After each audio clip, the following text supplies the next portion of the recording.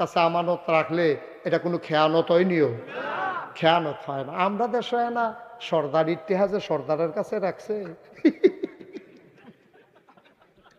গজব করে ফেলাইছে। কইয়া লইতাম রে টেহা রাখা হেতারে কইছে, হেতারে তুই এখন এত টেহা লইয়া বাইর যাইতে পারতি না, আমার কাছে রাখা যা। পরের দিন গেছে, পরে জরিফানা হয়েছে 50,000, তারে দেয় 25,000। দেখো কি তো টেহা না 50,000, তুমি দি 25 দাও। আদা মস্কারা হয়েছে, কেমনে যে মেলটারে সাইজ করছি আমিও না করতাম, তুই কি কত মানুষের কত টাকা খাওয়াইয়া টাওয়াইয়া লাইন করছি, 25 যে পাইছো আলহামদুলিল্লাহ, 33 বাহ্যিক গাও কি হবে।